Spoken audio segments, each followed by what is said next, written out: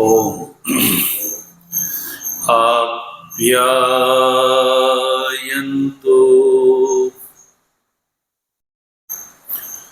ममाङ्गानि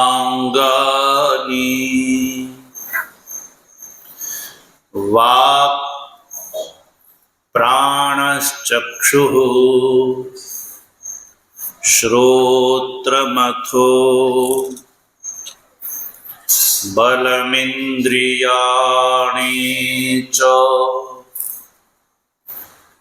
सर्वाणि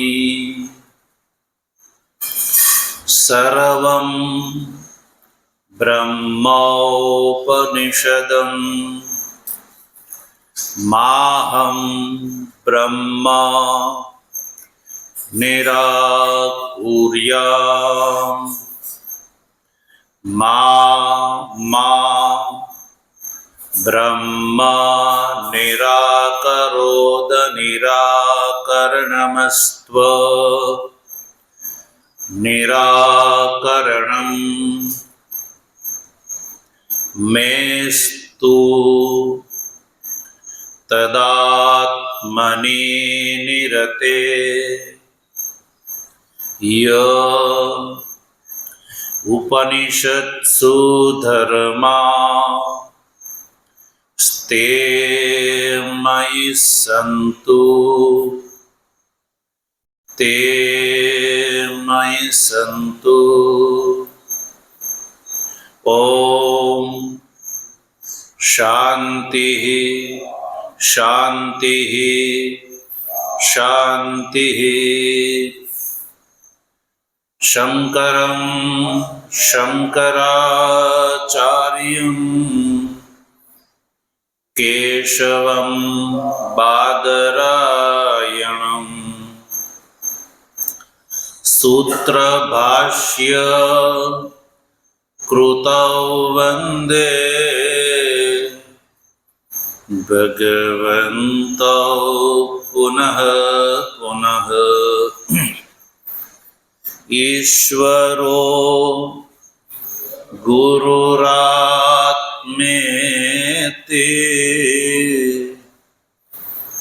मूर्तिभेद विभागिने व्योमवद् व्याप्तदेहाय दक्षिणामूर्तये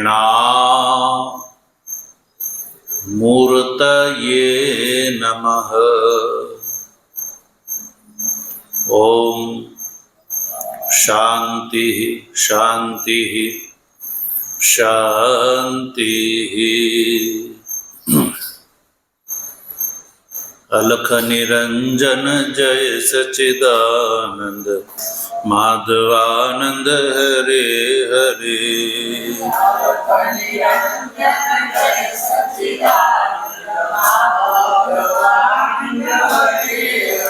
हे अलख निरंजन जय सच्चिदानंद माधवानंद हरे हरे।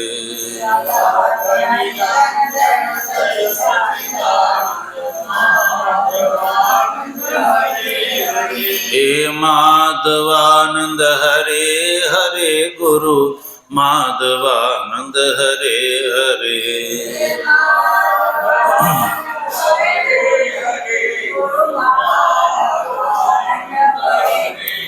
हे माधवानंद हरे हरे गुरु माधवानंद हरे हरे।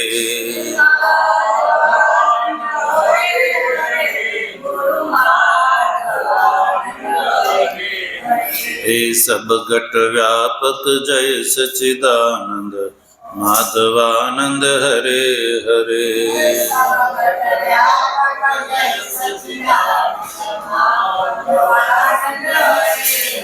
हे घट घट व्यापक जय सच्चिदानंद माधवानंद हरे हरे।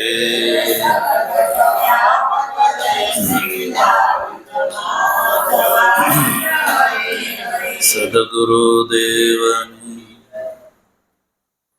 તત્વ જિજ્ઞાસુ સજ્જનો,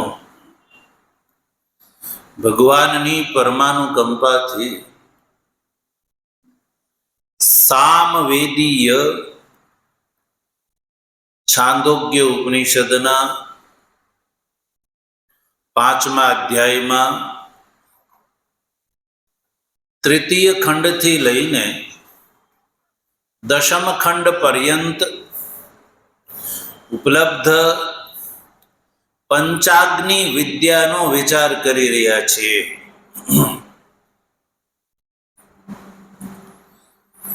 આ પ્રકરણમાં રાજા પ્રવાહણ જૈવલી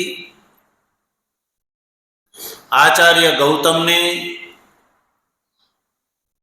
5 પ્રશ્નોમાંના પૈકી 5મા પ્રશ્નનો સૌથી પહેલા ઉત્તર આપ્યો. ત્યારબાદ પ્રથમ પ્રશ્નનો ઉત્તર આપી રહ્યા છે રાજા. વેત્થ યદિતોધિ પ્રજા પ્રયંતિ. આ જે પ્રથમ પ્રશ્ન છે એનો ઉત્તર રાજા આપે છે. પ્રથમ પ્રશ્નમાં રાજાએ કહ્યું કે આ જે મનુષ્ય પ્રાણી જે છે એ મૃત્યુ થયા પછી ક્યાં જાય છે એ પ્રશ્ન છે. મૃત્યુ થયા પછી આ જીવ ક્યાં જાય છે? ક્યારે પ્રશ્ન ઉઠ્યો કે ભાઈ ક્યાં જતા હશે બધા? એટલા બધા લોકો રોજ છે, કેટલા લાખો કરોડો ખરબો. જન્મવા વાળા વધારે હશે કે મરવા વાળા? શું કેવું તમારું? બોલ. જન્મવા વાળા જ્યાદા છે એટલે વસ્તી વધતી જાય છે. યમરાજા થોડા પાછા પડે છે એટલે વિશ્વશ્રીજ બ્રહ્માનું બળ વધારે છે. વિશ્વશ્રીજ જન્મ કોણ આપે? વિશ્વશ્રીજ બ્રહ્મા. અને શાંતિકર કોણ છે? શંકર. કોણ છે? શંકર. શંકર શબ્દનો અર્થ થાય છે શમ કરોતિ ઇતિ શંકર. જે શમ એટલે શાંતિ પ્રદાન કરે એને સજ્જનો શંકર કહેવામાં આવે છે. ભગવાન શંકરે યમરાજાને કામ સોંપ્યું. યમરાજા એટલે કોઈ નહીં, ભગવાન શંકરનું જ એક કાળ સ્વરૂપ એને યમ કહેવામાં આવે છે. ભગવાન શંકરનું એક નામ છે મહાકાલ. મહાકાલ. કાલ કહો, સમય કહો, યમ કહો, આ બધા એક જ નામ છે, જુદા જુદા નથી. જીવોને મારે છે કોણ? સમય મારે છે. કોણ? સમયને કાળ કહેવામાં આવે છે અને સમયને જ મૃત્યુ કહેવામાં આવે છે. સમયને જ યમ કહેવામાં આવે છે. એટલે સમય થાય એટલે મૃત્યુ નિશ્ચિત છે. અહીંયા ક્યાંય કોઈ યમરાજા ભયંકર કે પાછળ પડ્યા છે, જેમ કોઈ એક મનુષ્યની પાછળ બીજો મનુષ્ય પડે એવી રીતે નહીં. સમય જેમ વ્યતીત થતો જાય છે એમ મૃત્યુ સજ્જનો નજીક ને નજીક આવતું જાય છે. અને મૃત્યુ કોઈને ગમતું નથી. સંસારની અંદર કોઈ વધારે ભયભીત અને ડરાવવા વાળું કોઈ તત્વ હોય તો સજ્જનો એ મૃત્યુ છે. કોણ છે? મૃત્યુ છે. અને એ બધાને મારે છે. નિર્દય છે એ. એટલે નિર્દયતાના સ્વરૂપને બતાવવા માટે આપણે ત્યાં પુરાણોની ભાષામાં એમ કહેવામાં આવે કે યમના દૂતો લેવા આવ્યા કે જેની ભયંકર મુખાકૃતિ છે. તો ભાઈ કાળની મુખાકૃતિ તો જેટલી ભયંકર બતાવો ને એટલી એ ઓછી છે. તમે જેટલી કલ્પના કરી શકો એટલી કલ્પના કરો, પણ એ હજી ઓછી પડે છે. તો મૃત્યુ નક્કી છે, એમાં ક્યાંય કોઈનું ચાલતું નથી. ચાહે કોઈ મોટો રાષ્ટ્રાધ્યક્ષ હોય કે એક સામાન્ય મનુષ્ય હોય. સંસારનો સજ્જનો આ શાશ્વત નિયમ છે. અને ભગવાન શ્રી કૃષ્ણએ પણ અર્જુનને કહ્યું કે અર્જુન, મૃત્યુ એ ધ્રુવ સત્ય છે. જાતસ્ય હિ ધ્રુવો મૃત્યુર ધ્રુવમ જન્મ મૃતસ્ય ચ તસ્માદ પરિહાર્યેર્થે નત્વમ શોચિતુમ અર્હસી. ગીતાના 2 અધ્યાયમાં ભગવાન શ્રી કૃષ્ણએ અર્જુનને કહ્યું. નહીં તો તમને ખબર જ, ભગવાન શ્રી કૃષ્ણને પૂછવામાં આવે કે તમને વાલામાં વાલો ભક્ત કોણ? તો કોણ છે ખબર? અર્જુન છે. કોણ? અર્જુન છે. 10મા અધ્યાયમાં વિભૂતિનું વર્ણન કરતી વખતે ભગવાન શ્રી કૃષ્ણએ એવું કહ્યું, પાંડવા નામ ધનંજય. કહ્યું કે એ અર્જુન, પાંડવોમાં જે ધનંજય એટલે જે તું છે ને એ હું છું. કહ્યું તો વિચાર કરો, અર્જુનને જે પોતાનું સ્વરૂપ બતાવે છે એવા ભગવાન શ્રી કૃષ્ણ અર્જુનને કહે છે કે તારું મૃત્યુ નક્કી છે. તો પછી કયો મૃત્યુથી બચાવી દો તો બ્રહ્માજી પણ બચાવી શકે નહીં. જાતસ્ય હિ ધ્રુવો મૃત્યુર, અર્થાત કે જેનો જન્મ થયો છે એનું મૃત્યુ ધ્રુવ એટલે નિશ્ચિત છે. આજ નહીં તો કાલ, કાલ નહીં તો પરમ દિવસ. કોઈ આજ જશે કોઈ કાલ, આ તો પંખીડાનો મેળો. માટે ભજી લ્યો દીન દયાળ, આ તો પંખીડાનો મેળો. વારા ફરતી વારો, કારણ કે યમરાજાને ત્યાં આપણું નામ નહીં લખ્યું હોય તો એ તારીખ વાર ને બધું જોતા હશે ને. બોલો કે આજ કોનો વારો ને કાલ કોનો વારો ને. એ કારે તો યમરાજા બધાને કઈ લઈ નથી જતા. એટલે ધ્રુવમ જન્મ મૃતસ્ય ચ. અને ભગવાને એ કહ્યું કે મૃતસ્ય ચ જન્મ ધ્રુવમ, એટલે કે જે મૃત્યુ પામી ચૂક્યો છે એનો જન્મ એ ધ્રુવ સત્ય છે. પછી જે જન્મે છે એનું મૃત્યુ નિશ્ચિત છે. એટલે આનાથી એક વાત એ નક્કી થઈ કે જેનો ચર્ચા આપણે કરી રહ્યા છીએ, પૂર્વજન્મ અને પુનર્જન્મ. પૂર્વજન્મ એટલે આ પહેલા પણ જન્મ હતો, આ પહેલા પણ જીવાત્મા અનેક વાર જન્મી ચૂક્યો છે, એને પૂર્વજન્મ કહેવામાં આવે. પછી મૃત્યુ થયા પછી જે બીજો નવો જન્મ થાય એને પુનર્જન્મ કહેવામાં આવે. યાદ રહેશે? બોલો, પૂર્વજન્મ અને પુનર્જન્મ. એટલે જન્મ પહેલાય તે જીવાત્માનું અલગથી અસ્તિત્વ હતું, અને મૃત્યુ થયા પછી પણ જીવાત્માનું અસ્તિત્વ રહે છે.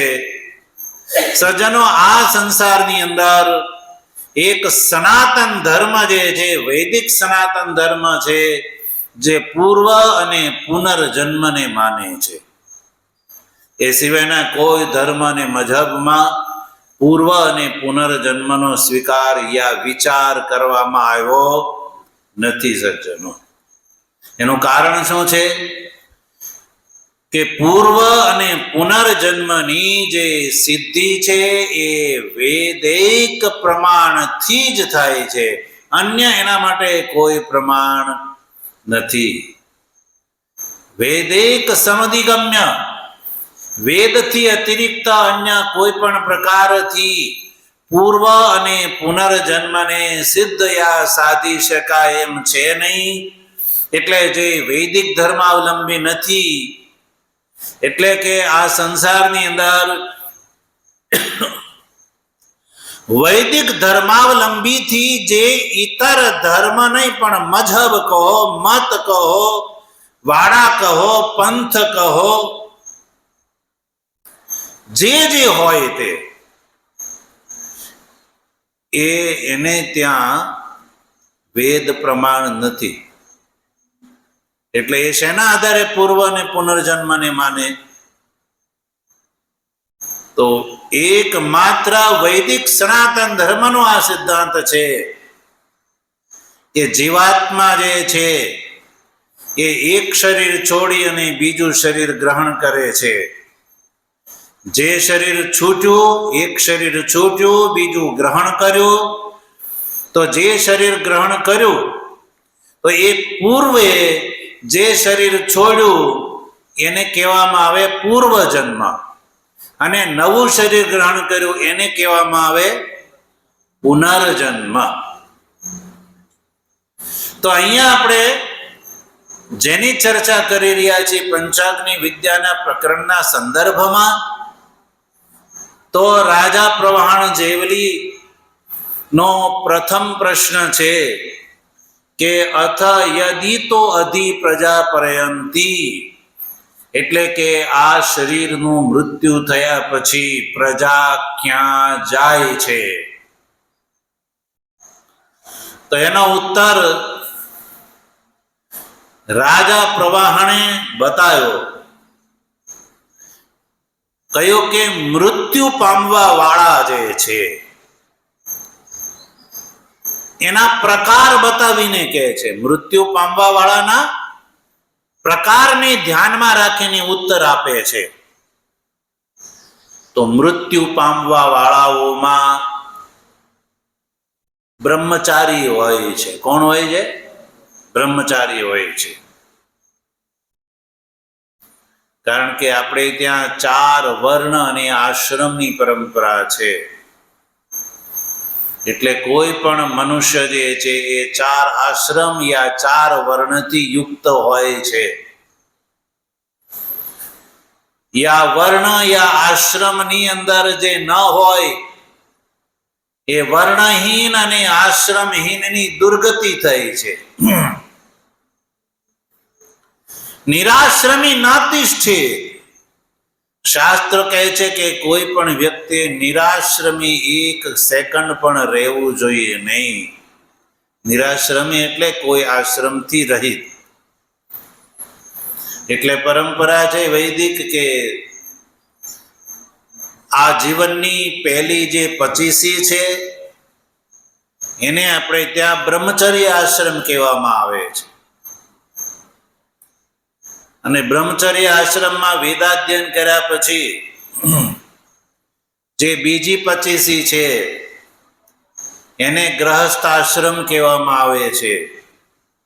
બ્રહ્મચર્ય કાળમાં વેદાધ્યયન કર્યા પછી ગુરુકુળમાં આચાર્ય દ્વારા સમાવર્તન સંસ્કાર થઈ ગયા પછી એ વિવાહ સંસ્કારનો અધિકારી બને છે. વિવાહ સંસ્કાર કર્યા પછી પત્નીનું પાણી ગ્રહણ કર્યા પછી એ વેદોક્ત જે કર્મ છે, જેને અહીંયા ઈષ્ટ કર્મ, પૂર્ત કર્મ અને દત્ત કર્મ કહેવામાં આવે છે, એનું અનુષ્ઠાન કરવા માટે સજ્જનો ગૃહસ્થાશ્રમ છે. ત્યારબાદ ત્રીજી જે 25 છે જેને વાનપ્રસ્થ આશ્રમ કહેવામાં આવે છે, કે જેમાં શ્રદ્ધા, તપ વગેરે ઉપાસના અનુષ્ઠાન કરવા માટે ત્રીજી 25 છે. અને ગૃહસ્થ આશ્રમની અંદર કર્મ, વાનપ્રસ્થ આશ્રમની અંદર ઉપાસના, આ બંને કરવાના ફળ સ્વરૂપે જેનું ચિત્ત શુદ્ધ થઈ ગયું એ સંન્યાસ આશ્રમનો અધિકારી ક્રમથી થઈ જાય છે. તો મૃત્યુ પામવા વાળા છે 4 પ્રકારના. કેટલા? બ્રહ્મચારી, ગ્રહસ્થી, વાનપ્રસ્થી અને સંન્યાસી. તો હવે આ ચારેયમાંથી કોણ ક્યાં, એટલે મૃત્યુ પામ્યા પછી કોણ ક્યાં જાય છે એનો પ્રકાર રાજા પ્રવાહણે બતાવ્યું કે જો બ્રહ્મચારીની વાત કરો તો બ્રહ્મચારી 2 પ્રકારના હોય છે. બ્રહ્મચારી 2 પ્રકારના હોય છે, ધ્યાન આપજો, યાદ રાખજો. એક ઉપકુર્વાણ બ્રહ્મચારી અને એક નૈષ્ઠિક બ્રહ્મચારી. યાદ રહેશે? બોલો, ઉપકુર્વાણ બ્રહ્મચારી અને નૈષ્ઠિક બ્રહ્મચારી. તો ઉપકુર્વાણની તો કોઈ અહીંયા ચર્ચા છે નહીં, કારણ કે ઉપકુર્વાણ બ્રહ્મચારી જે છે એ તો વેદાધ્યયન કરવા માટે જ બ્રહ્મચર્ય ધારણ કરે છે. વેદાધ્યયન સમાપ્ત થયા પછી, સમાવર્તન સંસ્કાર થયા પછી એ પાછો ગ્રહસ્થી બની જાય છે, એટલે એની ગતિનો કોઈ વિચાર કરવાની જરૂર નથી. રહી વાત નૈષ્ઠિક બ્રહ્મચારી, તો નૈષ્ઠિક બ્રહ્મચારીને ગ્રહણ કરો. એક નૈષ્ઠિક બ્રહ્મચારી. પછી બીજો છે ગ્રહસ્થાશ્રમમાં 2 પ્રકાર. ગ્રહસ્થાશ્રમમાં એવો ગ્રહસ્થી કે જેણે પંચાગ્નિ ઉપાસના કરી છે. ગ્રહસ્થાશ્રમીઓમાં પણ જેણે પંચાગ્નિ ઉપાસના કરી છે. પંચાગ્નિ ઉપાસના એટલે મારી ઉત્પત્તિ, દ્યુ, પર્જન્ય, પૃથ્વી, પુરુષ અને યોષિત, આ 5 અગ્નિ દ્વારા શ્રદ્ધા, સોમ, વૃષ્ટિ, અન્ન અને રેતની આહુતિના ફળ સ્વરૂપે મારો જન્મ થયો છે. એટલે મારું આ સ્વરૂપ છે એ અગ્નિ સ્વરૂપ છે. અજ્ઞા આત્માનમ વિદ, જે પોતાને અગ્નિ સ્વરૂપ જે જાણે છે એને પંચાગ્નિવિદ કહેવામાં આવે છે. તો આવો પંચાગ્નિવિદ ગ્રહસ્થી.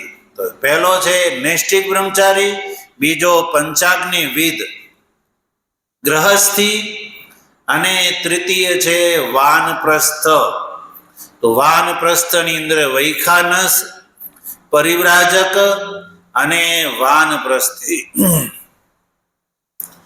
આટલા પ્રકારના મનુષ્યો જે છે એ મૃત્યુ થયા પછી અર્ચી માર્ગથી, કેવા માર્ગથી?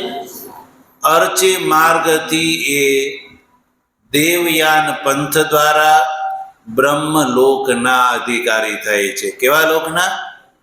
બ્રહ્મલોકના અધિકારી થાય છે. આ કોણ બતાવે છે? આ વેદ બતાવે છે. વેદ એટલે આ સામવેદની છાંદોગ્ય ઉપનિષદ, એને પરમ પ્રમાણ માનવામાં આવે છે. અહીંયા ક્યાંય કોઈ કોરી કલ્પના નહીં, યા એવું નહીં તમારે માની લેવાનું એવી પણ કોઈ વાત નહીં. વેદનો આ સ્પષ્ટ ઉત્તર છે કે નૈષ્ઠિક બ્રહ્મચારી, પંચાગ્નિવિદ ગ્રહસ્થી અને વાનપ્રસ્થી, એમાં જે પરિવ્રાજક, વૈખાનસ, કુટીચક, બહુદક, આ જે પ્રકાર છે એ બધા ગ્રહણ કરી લેવાના. આ બધાનું મૃત્યુ થયા પછી એ બ્રહ્મલોકના ભાગીદાર થાય છે. તો સારું, ચાલો બ્રહ્મલોકના માર્ગની વાત કરી દીધી.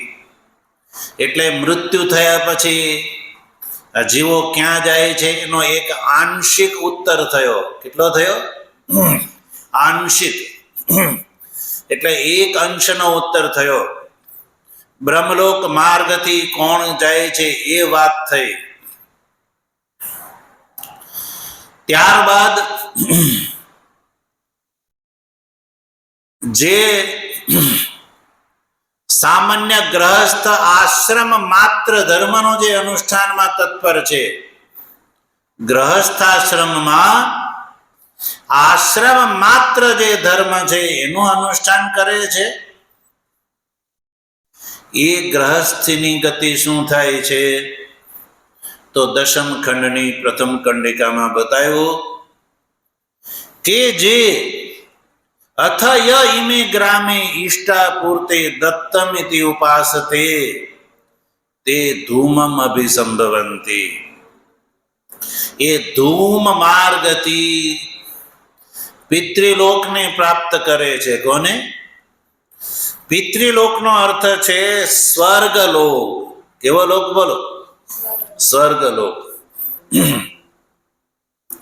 એટલે જે કર્મ પરાયણ જે ગ્રહસ્થી છે એનું શરીર છૂટ્યા પછી એ સ્વર્ગલોકનો ભાગીદાર થાય છે.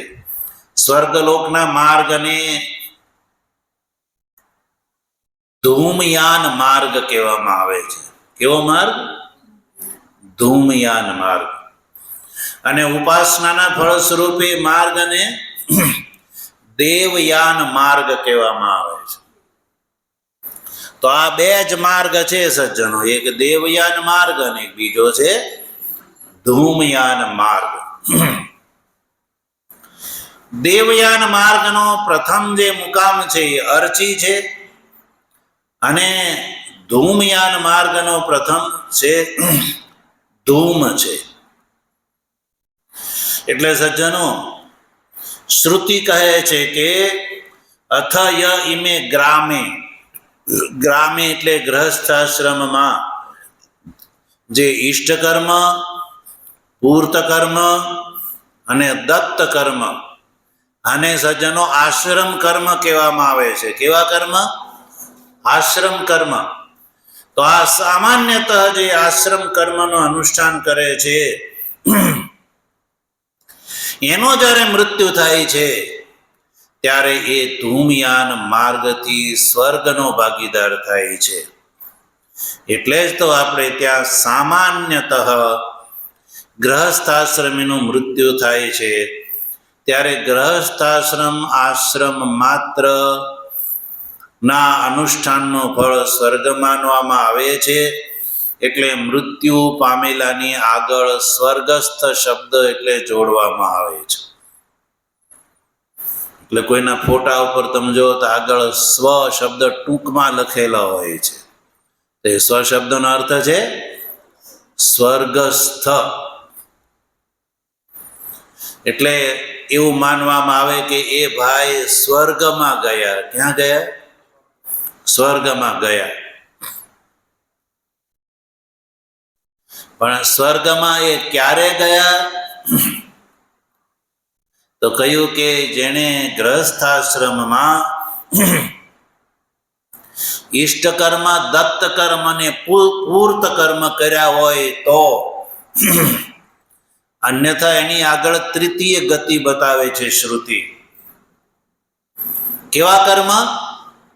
યાદ રાખો, ઈષ્ટ કર્મ, બોલો, પૂર્ત કર્મ અને દત્ત કર્મ. તો એમાં આ ત્રણ પ્રકારના કર્મમાં ઈષ્ટ કર્મનું સ્વરૂપ ભગવાન ભાષ્યકાર શંકરાચાર્યજી બતાવે છે. ઈષ્ટમ અગ્નિહોત્રાદિ વૈદિકમ કર્મ. ઈષ્ટ કર્મ એટલે અગ્નિહોત્ર વગેરે ને ઈષ્ટ કર્મ કહેવામાં આવે છે. અગ્નિહોત્રાદિ જે વૈદિક કર્મ છે. કેવા કર્મ? વૈદિક. જે કર્મ વેદ દ્વારા, વેદે આજ્ઞા કરી હોય, વેદ દ્વારા જે અનુષ્ઠાન કરવા માટે કહેલા હોય એવા કર્મને સજ્જનો વૈદિક કર્મ કહેવામાં આવે છે. પુરાણોની અંદર, સ્મૃતિ ગ્રંથોની અંદર મનુષ્યના માટે જે અનુષ્ઠી જે કર્મ છે એને પૌરાણિક કર્મ કહેવામાં આવે છે, યા સ્માર્ત કર્મ કહેવામાં આવે છે. કેવા? પૌરાણિક યા સ્માર્ત કોટીના કર્મ કહેવામાં આવે છે.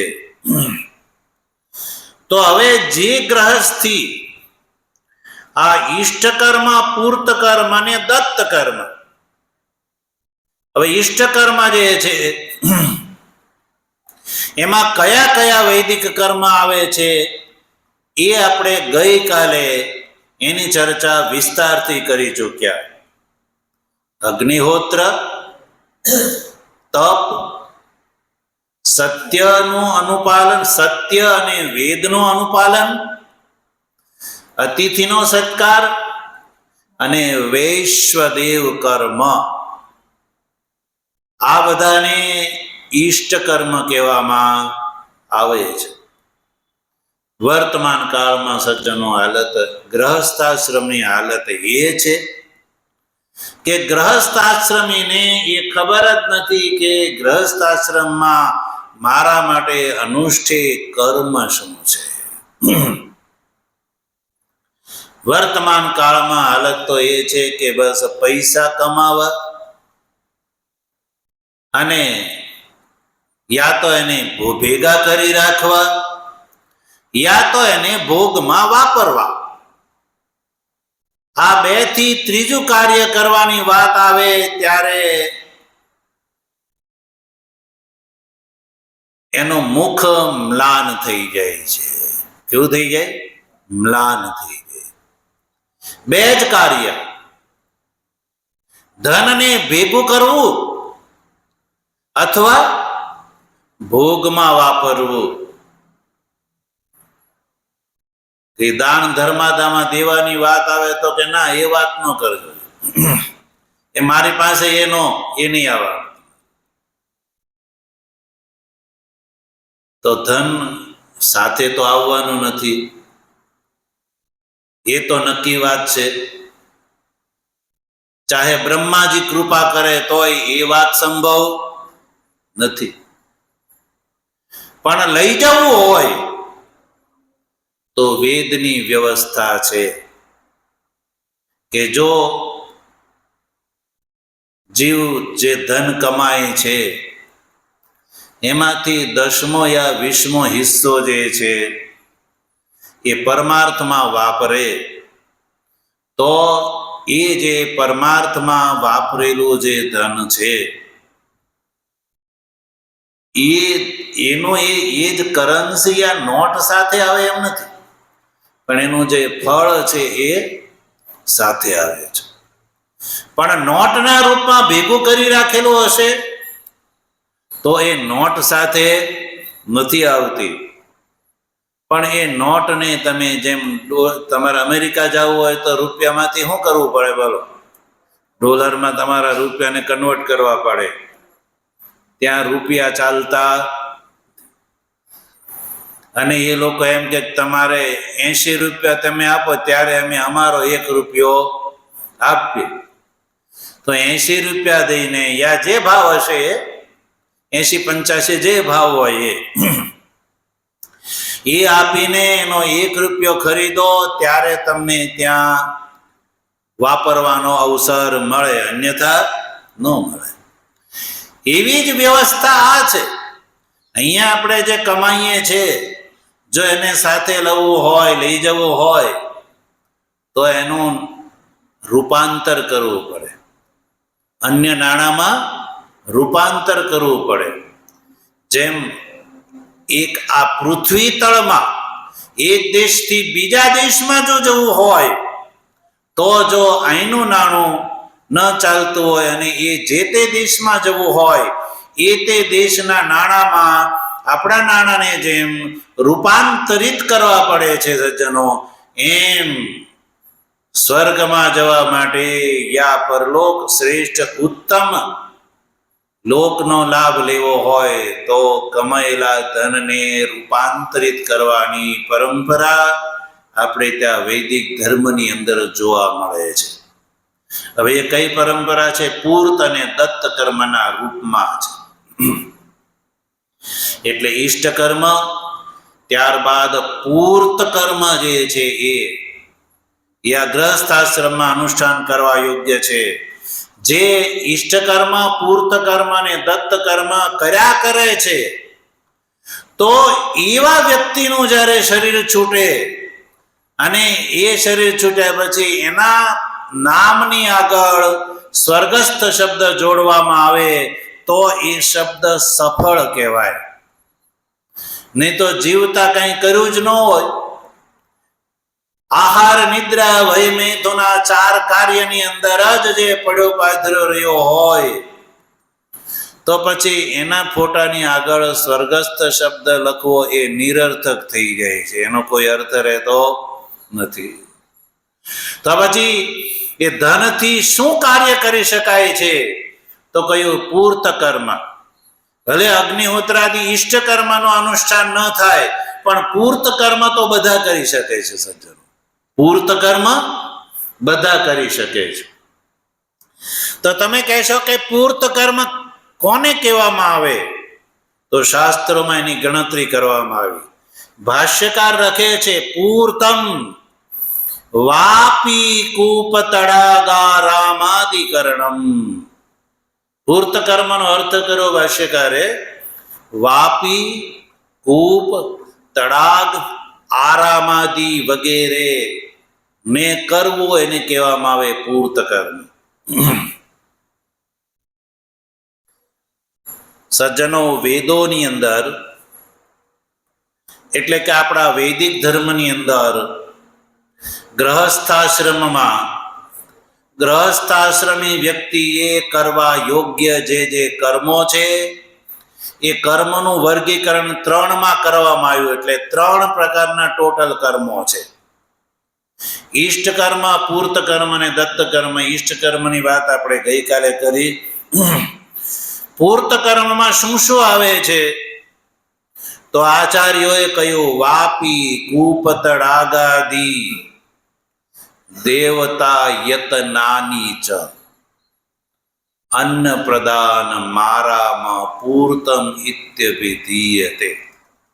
આચાર્યોએ આ પૂર્ત કર્મનું વર્ગીકરણ કર્યું અને ગણાવ્યા છે કોને કોને પૂર્ત કર્મ કહેવામાં આવે. તો યાદ રાખો, વાપી, કૂપ અને તડાગ. વાપી, કૂપ, તડાગાદિ. વાપી, કૂપ, તડાગાદિ દેવતા યતનાની ચ. વાપી એટલે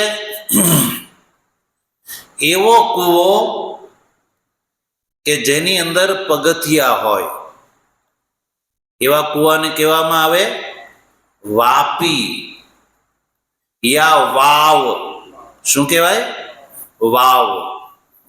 સંસ્કૃતમાં એને વાપી કહેવામાં આવે છે.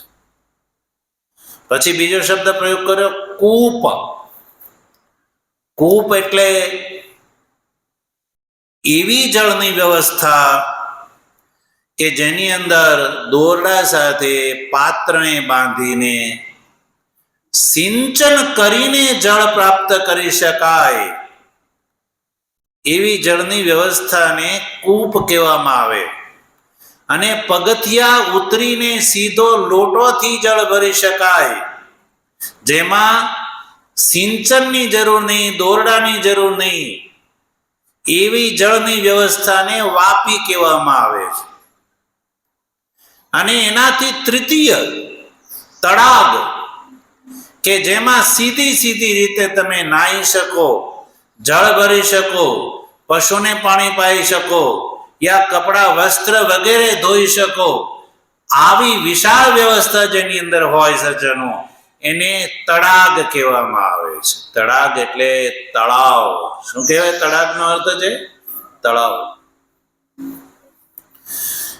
તો વાપી, કૂપ, તળાગ આ જે શબ્દો છે, અભિપ્રાય છે કે લોકો માટે, લોકોથી ઉપલક્ષિત પશુ, પક્ષી, કીટ, પતંગ વગેરે બધાને યથેચ્છ જળ પ્રાપ્ત થાય, જળ મળી રહે એવી વ્યવસ્થામાં કમાયેલા ધનનો વિનિયોગ કરવો એને પૂર્ત કર્મ કહેવામાં આવે છે.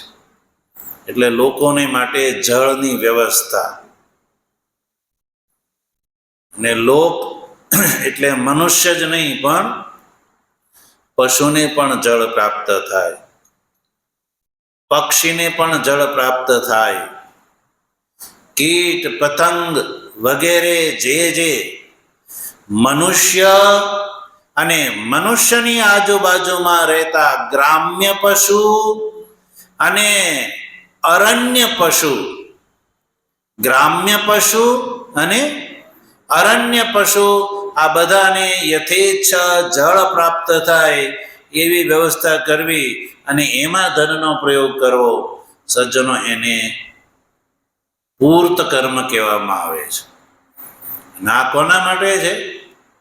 જેની પાસે ધન આવશ્યકતાથી વધારે છે તો એણે એના ધનનો પ્રયોગ આ રીતે પરમાર્થમાં કરવો જોઈએ. સજ્જનો, તો સમાજની વ્યવસ્થા શું કેવળ જળની વ્યવસ્થાથી જ થઈ શકે છે? શું જળની વ્યવસ્થા કરી દો એટલે સમાજની સંરચના ચાલુ થઈ ગઈ? શું સમાજને એનાથી બીજા પદાર્થની આવશ્યકતા પડે કે ન પડે? તો કેવળ જળની વ્યવસ્થાથી સમાજ ચાલતો? તો પછી જળની વ્યવસ્થા પ્રાપ્ત કરે સાથે સાથે સમાજ જે છે દેવારાધન કરી શકે. શું કરી શકે? દેવારાધન. તો દેવારાધન ગ્રહસ્થાશ્રમનો એ ધર્મ છે, દેવતાની આરાધના કરવી. દેવારાધન રોજ સાયં પ્રાતઃ દેવારાધન અવશ્ય કર્તવ્ય છે ગ્રહસ્થાશ્રમની અંદર. એટલે આપણે ત્યાં નીતિશાસ્ત્રકારો એવું કહે છે, સાનંદમ સદનમ સુતાસ્તુ સુધિયઃ કાંતા પ્રિયાલાપિની સન્મિત્રમ સુધનમ સ્વયોષિતિરતિઃ સ્વાજ્ઞા પરા સેવકા આતિથ્યમ શિવ પૂજનમ પ્રતિદિનમ મિષ્ટાન્ન પાનમ ગૃહે સાધો સંગમુપાસતે ચ સતતમ ધન્યો ગૃહસ્થાશ્રમઃ. સજ્જનો, ધન્ય ગૃહસ્થાશ્રમ ધન્ય ક્યારે કહેવાય? આચાર્યો મહાપુરુષોની દ્રષ્ટિથી ધન્ય ગૃહસ્થાશ્રમ ક્યારે કહેવાય? તો કહ્યું કે જેના ઘરમાં રોજ દેવતાની આરાધના થતી હોય. વર્તમાન કાળમાં હાલત એ છે કે શહેરોમાં રહેતી પ્રજા એની રાતના 12 વાગે તો સાંજ પડે. રાતના 12 વાગે સાંજ પડે. હવે રાતના 12 વાગે સાંજ પડે એટલે 12 વાગે તો એ ભોજન કરે.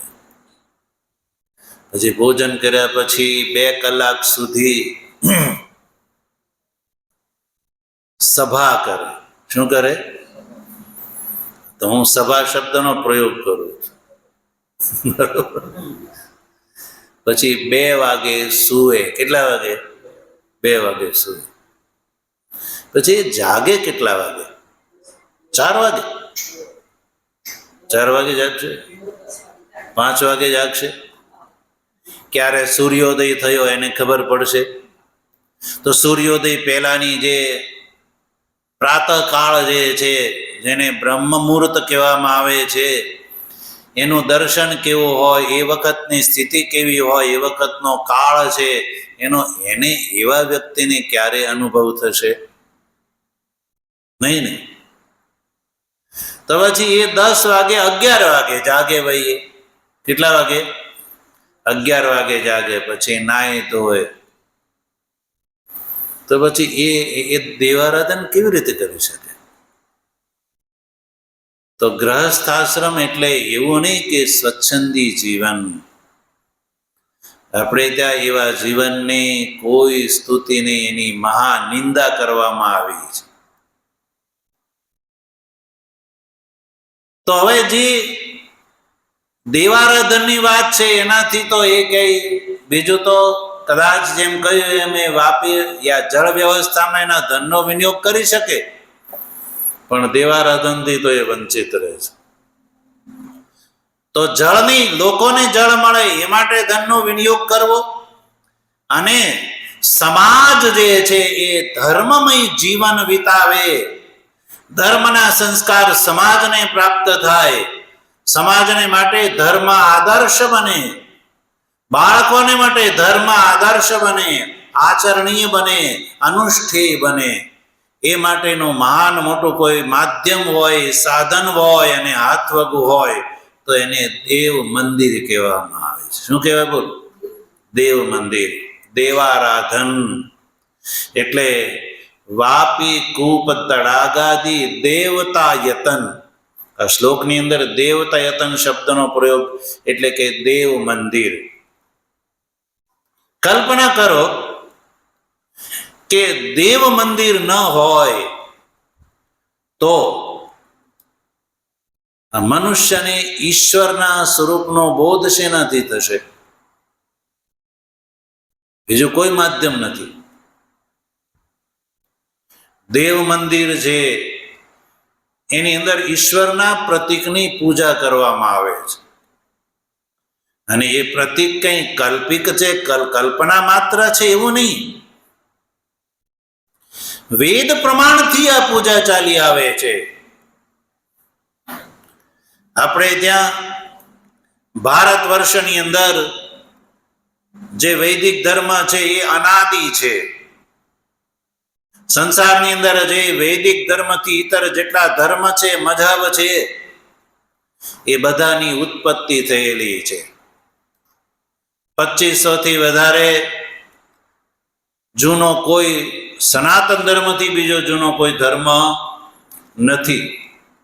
અને આ જે સનાતન ધર્મ છે એ દેવતાના આરાધનાની વાત કરે છે, અને આપણે ત્યાં 5 દેવતાની પૂજા આચાર્ય ભગવત્પાદ ભગવાન શંકરાચાર્યજીએ છે એ પ્રસ્તાવિત કરી છે, પ્રસારિત કરી છે. શિવ, વિષ્ણુ, ગણેશ, શક્તિ અને સૂર્ય, આ 5 દેવતાના મંદિરો બંધાવ્યા, એટલે લોકો આ દેવારાધન કરી શકે. અને એમાં નીતિથી અને ન્યાયથી કમાયેલા ધનનો પ્રયોગ હોય. અનીતિથી કમાયેલા ધનથી દાન થઈ શકતું નથી. એ વાત ક્યારે ભૂલવી ન જોઈએ. અનીતિથી કમાયેલું ધન યદિ તમે એને દાનના રૂપમાં આપો તો એ દાન છે જ નહીં. શું છે? દાન ન કહેવાય. એને દાન જ ન કહેવાય. અત્યારે આપવામાં આવે છે, પણ વાસ્તવિકતા જે છે એ હું કહું છું, જે અનીતિથી કમાય છે લાખો રૂપિયા આપતા હોય છે, પણ એટલે એ દાન એટલા માટે નથી કે એના દાનનું જે ફળ છે એ દાનના ફળનો ભાગીદાર નથી થતો. લોકમાં એની વાહવા થાય, અને દેવાવાળાને એટલી જ અપેક્ષા હોય છે. દેવાવાળાને પણ એટલી જ અપેક્ષા હોય છે. અનીતિથી કમાયેલા ધનનો જે બીજાના લાભ માટે પ્રયોગ કરે છે, તો એ દેવાનો ઉદ્દેશ બીજાને લાભ થાય છે, એ કરતા મારી વાહવા થાય એ એનો પ્રધાન ઉદ્દેશ હોય છે. એટલે વાહવા રૂપી ફળ એને મળી ગયું, એટલે ત્યાં એ વસ્તુ ફિનિશ થઈ ગઈ. જેમ ઘરે તમે ખાવાનું લાવ્યા, ખાઈ લીધું એટલે એ ફિનિશ થઈ ગયું. એમ અનીતિથી કમાયેલા ધનનો કોઈ સમાજ માટે યા અન્ય કાર્ય માટે પ્રયોગ કરવામાં આવે અને એની વાહવા થઈ જાય, એટલે વાહવા થઈ ગયા એટલે એનો લાભ એને એ વખતે મળી ગયો, વાહવા વાળો લાભ મળી ગયો. હવે જેને દાન એટલા માટે ન કહેવાય કે દાનનું ફળ છે ને એ પારલૌકિક છે. દાનનું ફળ ભોગવવા માટે મનુષ્યએ બીજો દેવ શરીર ગ્રહણ કરવું પડે છે. આ મનુષ્ય શરીરની અંદર દાનના ફળને ભોગવવાની યોગ્યતા નથી, એટલે દાનનું ફળ છે એ પરલોકમાં મળે છે. તો દાનના ફળ સ્વરૂપે ક્યાં જાય છે? તો કોઈ સ્વર્ગમાં જાય છે. તો પછી દેવારાધન એટલે દેવ મંદિર. ઘણા લોકો કહે કે મંદિરોને શું જરૂર છે, દવાખાના બંધાવો ને એવું લોકો કહેતા હોય છે. ભાઈ દવાખાની જરૂર નથી એવું તો કોઈ કીધું નથી કે ભાઈ દવાખાનાની જરૂર નથી યા અન્ય ધર્મશાળાની જરૂર નથી, એવી તો ક્યાંય વેદમાં કોઈ વાત કરી નથી કે ભાઈ એનો નિષેધ કર્યો છે. એટલે જેટલી દેવારાધનની જરૂર છે એના કરતા આપણે એવું કહીએ કે ચાલો દવાખાનાની જરૂર છે. કેમ? કારણ કે દવાખાના નહીં હોય તો મનુષ્ય સ્વાસ્થ્ય કેવી રીતે પ્રાપ્ત કરશે? સ્વાસ્થ્યનો લાભ, અને સ્વસ્થ વ્યક્તિ જ દેવારાધન કરી શકે. બીમાર વ્યક્તિને લો માળા પકડાવી દો તો એ જપ કરી શકશે, તપ કરી શકશે, એ અન્ય કોઈ સત્કાર્ય કરી શકશે, એ સેવા કરી શકશે નહીં. સ્વાસ્થ્ય લાભ પહેલા આવશ્યક છે. શરીર માધ્યમ ખલુ ધર્મ સાધનમ. શરીર જે છે એ સ્વસ્થ શરીર એ ધર્મનું પહેલું સાધન છે. એટલે દવાખાનું હશે તો સ્વાસ્થ્ય લાભ કરશે, અને સ્વાસ્થ્ય લાભ કર્યા પછી શું કરવાનું? ખાવા પીવાનું કેવળ. તો શું સ્વાસ્થ્ય લાભ કર્યો દવાખાનાથી, તો દવાખાનાથી સ્વાસ્થ્ય લાભ કર્યો, સ્વસ્થ થઈ ગયો, પછી બીજું શું કરશે? જો એની માટે એવી પરંપરા નહીં હોય કે સ્વસ્થ શરીરથી દેવતાની આરાધના કરવાની છે, એ નહીં જાણે, તો સ્વસ્થ થયા પછી એ શું કરશે? ઓટલે બેસશે. શું કરશે? અને ઓટલા ઘસશે, યા લોકોની આખી પાછી કરશે.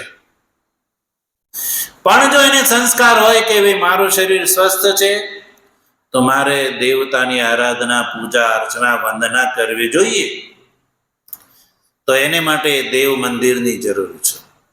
એટલે દેવતા યતન, પછી અન્ન પ્રદાન, આરામ.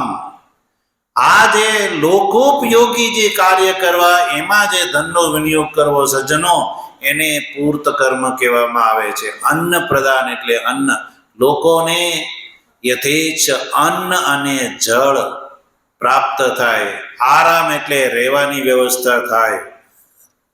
તો આપણે કોઈને બીજું આપી નથી દેવાનું, પણ સામાન્યતઃ જે લોકો જ્યારે એક જગ્યાએથી બીજી જગ્યાએ જાય ત્યારે એને અન્ન પ્રાપ્ત થાય, અને આરામ એટલે ઉતારો પ્રાપ્ત થાય. જ્યાં લોકો આવીને ઉતારો કરે એને ધર્મશાળા કહેવામાં આવે છે. શું કહેવાય ભાઈ? ધર્મશાળા.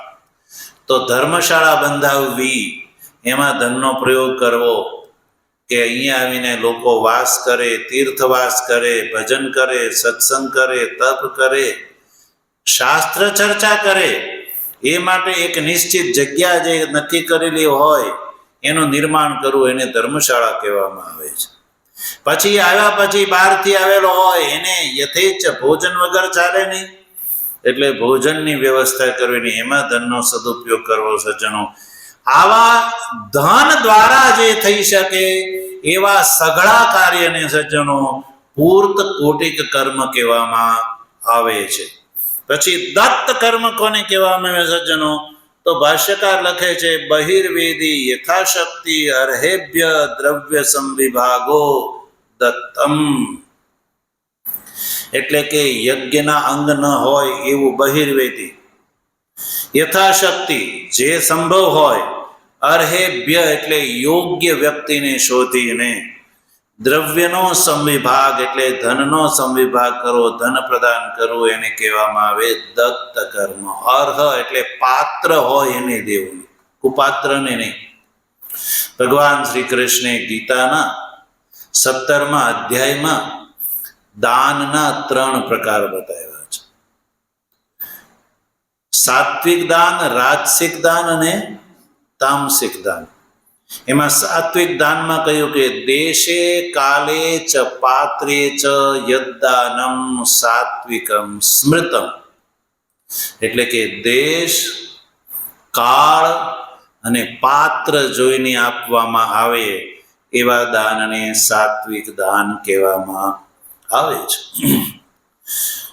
તો જરૂરિયાતમંદને અન્ન ધન આવશ્યકતાથી વધારે હોય તો અન્ન ધન અને વસ્ત્રનું વિતરણ કરવું, આપવું, એને કહેવામાં, આવા કાર્યને દત્ત કર્મ કહેવામાં આવે છે.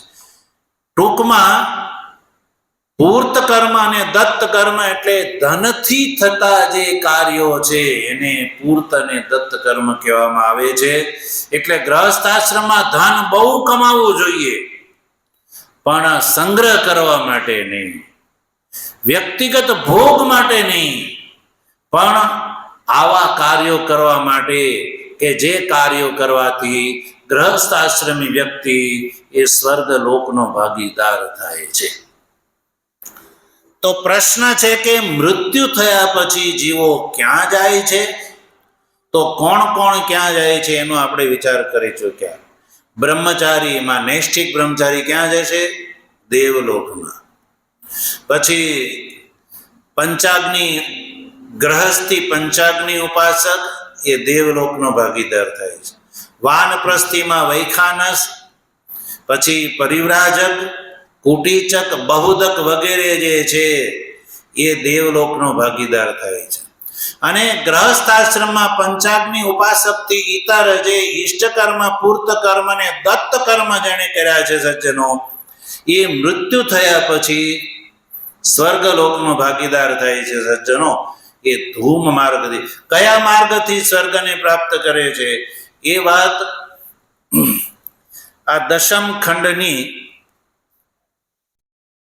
3જી કંડિકાની અંદર ભગવતી શ્રુતિ બતાવે છે એ માર્ગનું સ્વરૂપ. તો ભગવાનની કૃપા છે તો એનો વિચાર આપણે આગળ કરીશું.